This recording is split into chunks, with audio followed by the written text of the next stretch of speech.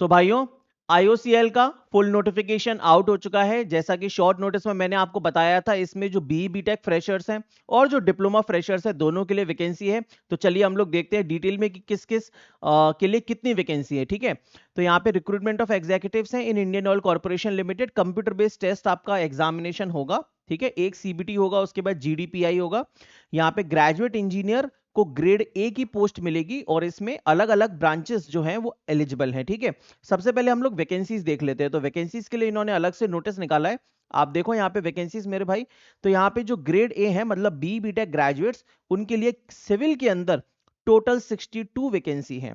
ठीक है, UR, EWS, OBC, SC, ST करके। फिर केमिकल के अंदर 16 पोस्ट हैं और इलेक्ट्रिकल के अंदर काफी अच्छी वैकेंसी है भाई, 75 वैकेंसीज हैं इलेक्ट्रिकल वालों के लिए।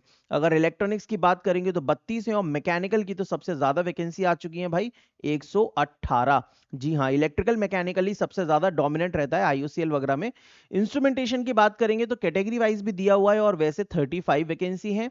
फिर कंप्यूटर साइंस एंड आईटी वालों के लिए भी 22 वैकेंसी है। लॉ और मार्केटिंग अलग डिग्री हो गई।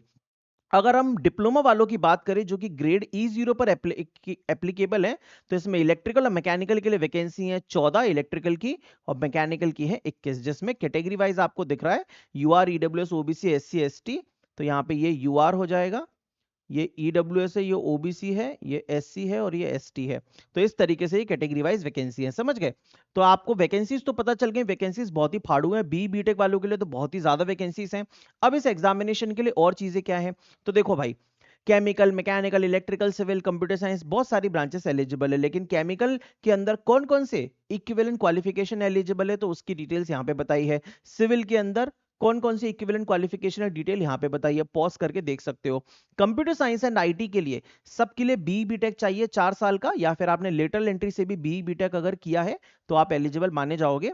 जैसे 4 ईयर का, 4 साल का बीटेक हो, या फिर डिप्लोमा प्लस 3 ईयर का अगर आपके पास बीटेक है तो भी आप इसके लिए एलिजिबल माने जाओगे, कोई पंगा नहीं है। ठीक है ना। कंप्यूटर साइंस एंड आईटी में computer science and engineering, information technology, ये इतनी सारी मल्टीपल ब्रांचेस दे रखी हैं यहाँ पे, ये सभी के सभी इसके अंदर एलिजिबल माने जाएंगे। ये देखो लिस्ट ऑफ ब्रांचेस तो बहुत सारी हैं। ठीक है, इलेक्ट्रिकल के अंदर देखेंगे भाई तो इलेक्ट्रिकल वाले, ट्रिपल ई वाले, electrical electronics, power system, electrical and instrumentation, जितने भी इलेक्ट्रिकल अलाइड ब्रांचेस हैं सभी के सभी एलिजिबल माने जाएंगे। इलेक्ट्रॉनिक्स एंड कम्युनिकेशन में देखें तो ये सारी की सारी ब्रांचेस एलिजिबल है। इंस्ट्रूमेंटेशन में देखें तो ये सारी की सारी ब्रांचेस यहाँ पे इंस्ट्रूमेंटेशन में अप्लाई कर सकती हैं। मैकेनिकल वालों के लिए देखें तो यहाँ पे ये मैकेनिकल। तो डिग्री क्या चाहिए, 4 साल की बी या बीटेक बस, और 3 साल का भी हो लेटरल एंट्री वाला तो चलेगा। अगर हम यहाँ पे बात करें भाई डिप्लोमा वालों के लिए, तो डिप्लोमा वालों के लिए सिर्फ 3 साल का यहाँ पर डिप्लोमा चाहिए, इलेक्ट्रिकल या फिर मैकेनिकल। इलेक्ट्रिकल में electrical triple E, electrical power system या इलेक्ट्रिकल इंजीनियरिंग इंडस्ट्रियल कंट्रोल, ये सब अप्लाई कर सकते हैं। और मैकेनिकल में सिर्फ मैकेनिकल वाले अप्लाई कर सकते हैं भाई। ठीक है, अब देखो इसके बाद यहाँ पे और भी चीजें बताई हैं, जैसे कि अच्छा ये कि सेफ्टी का भी बताया है। ये जो सेफ्टी है तो इसमें केमिकल, सिविल, कंस्ट्रक्शन, इलेक्ट्रिकल, आप देखोगे तो electrical and electronics, electrical and instrumentation, electronics, fire technology, instrumentation, mechanical, यहाँ पे सभी को अप्लाई कर दिया है, मतलब एलिजिबल कर दिया है इन्होंने। जितनी भी ब्रांचेस हैं वो सब की सब एलिजिबल कर दिए सेफ्टी की पोस्ट पे। लेकिन एक्चुअली में इन्होंने बाद में एक गेम कर दिया, और वो क्या कि सेफ्टी की पोस्ट पर इन्होंने एक सेफ्टी का सर्टिफिकेट मांग लिया है। अगर वो नहीं है तो फिर आप अप्लाई नहीं कर सकते। इसका मतलब क्या है कि भैया आपकी अगर डिप्लोमा है, आपके पास डिप्लोमा है, तो या तो आप सिर्फ इलेक्ट्रिकल से अप्लाई करो या सिर्फ मैकेनिकल से अप्लाई करो, राइट। और हाँ, जिसके पास सिर्फ डिग्री है वो ग्रेड ए पे कर सकता है, जिसके पास डिप्लोमा है वो ग्रेड ई 0 पे कर सकता है, और जिसके पास दोनों है वो एक पे ही कर सकता है।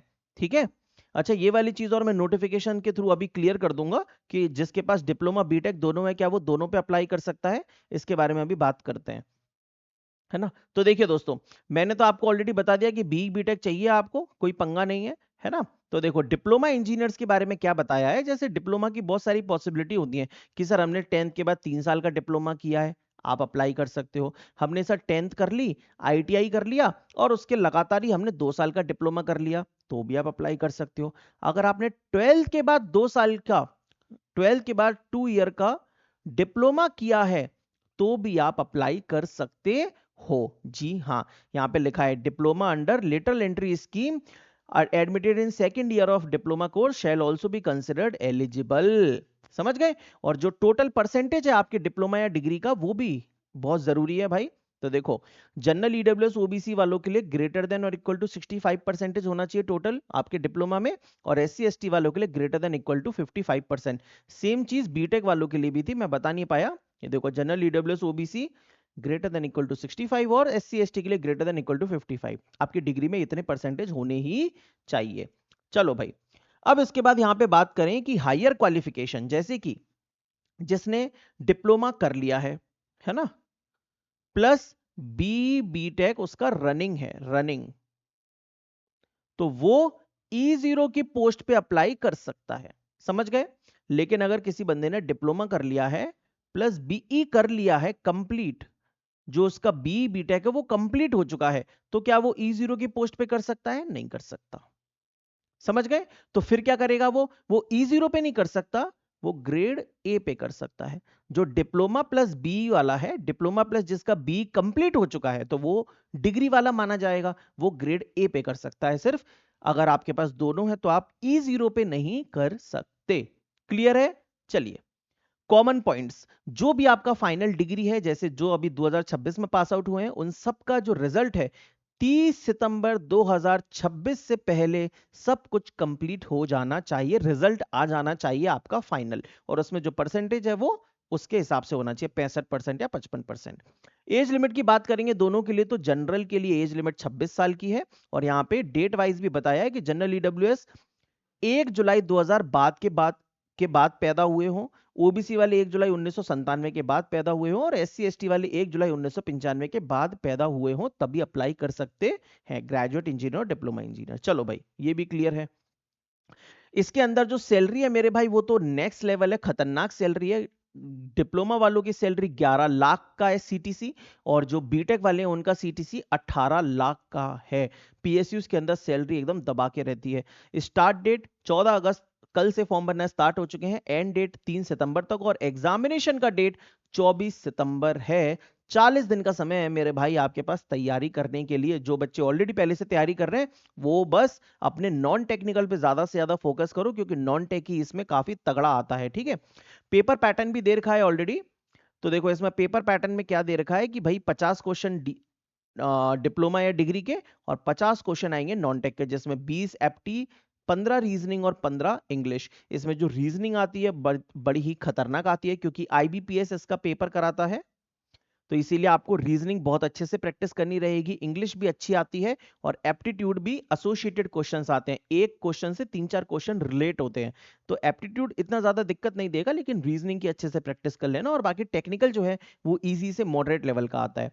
सेक्शनल टाइमिंग भी बताइए कि 60 मिनट मिलेंगे टेक्निकल नॉन टेक में, और 90 मिनट मिलेंगे टेक्निकल में। आप ये मान के चलिए कि उल्टा होना चाहिए था, 90 मिनट नॉन टेक में देने चाहिए थे और 60 मिनट टेक में। क्यों? क्योंकि टेक नॉर्मल लेवल का आता है इसमें काफी, लेकिन जो नॉन टेक है उस पे आपको बहुत अच्छी प्रैक्टिस करनी होगी।